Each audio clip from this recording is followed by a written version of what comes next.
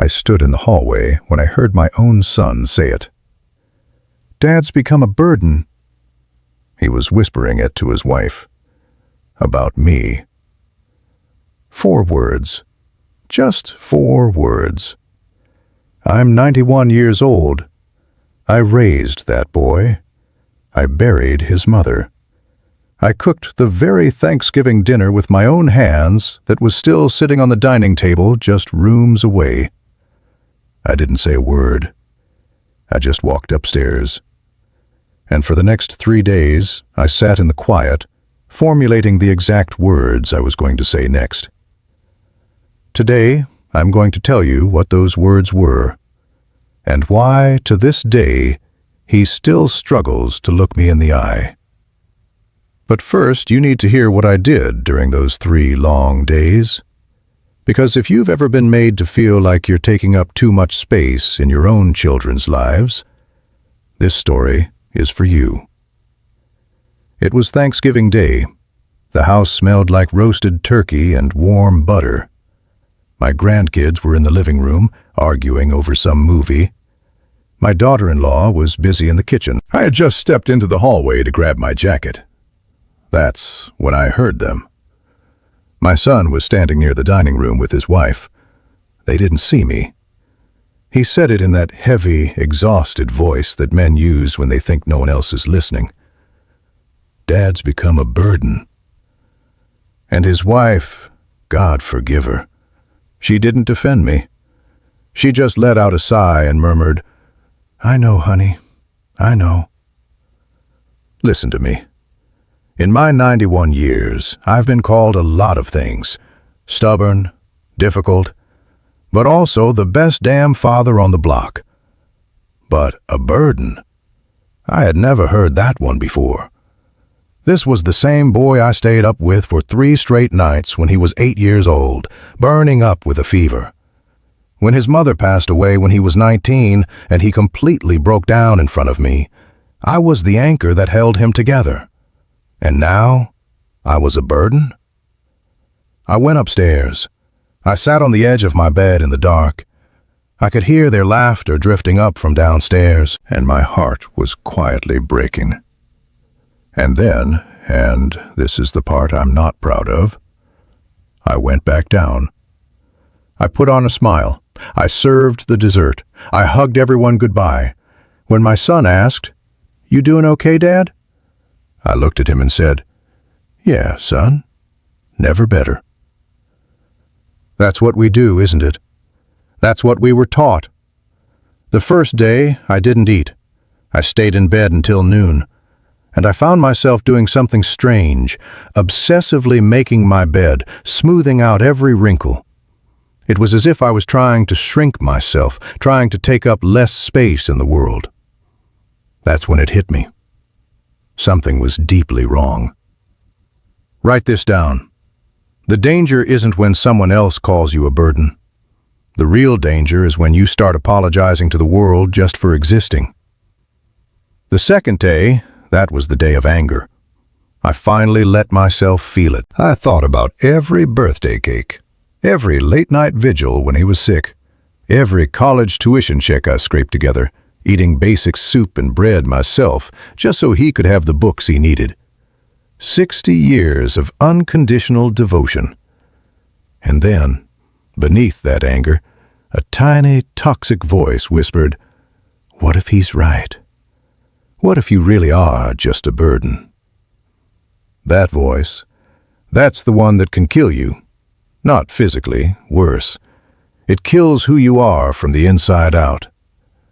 The third day, I sat out on my porch with a cup of coffee. I watched a bird on the railing, and clarity finally hit me. My son's words weren't actually about me. They were about his own fear. When children look at their aging parents and call them a burden, what they're really saying is that they are terrified of one day becoming vulnerable themselves. That shame belongs to them, not to you. That afternoon, I called my old friend Sam. He's 87, sharp as a tack. He told me something that you need to hear too. Look, man, You can either spend the rest of your life apologizing to them, or you can spend it teaching them.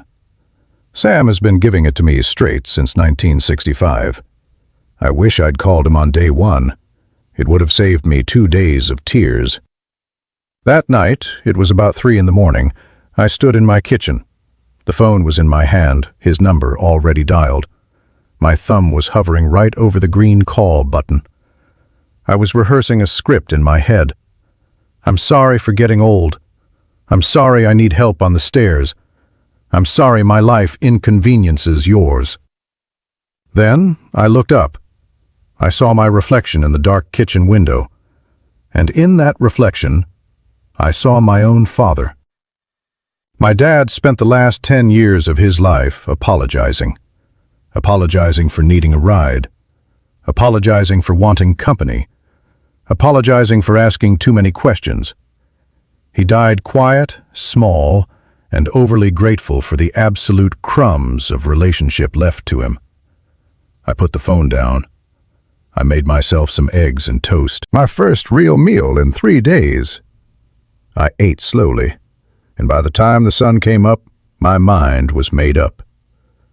I am not going to die like my father did. It took me 91 years to build the space I occupy in this world. I am not going to apologize my way out of it. I texted my son, "Come over Saturday, alone.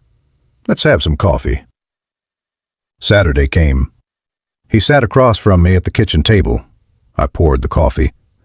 He started with the usual small talk, work, the kids, the weather. I let him talk for 5 full minutes. Then I set my mug down. I looked him dead in the eye. "David, I heard you on Thanksgiving. I heard you tell your wife that I've become a burden." The color completely drained from his face. He started stammering. "Dad, no, I didn't mean, that's not what—" I just raised my hand. That was all it took. We sat in absolute silence for a full minute. Then I said, "I am not a burden.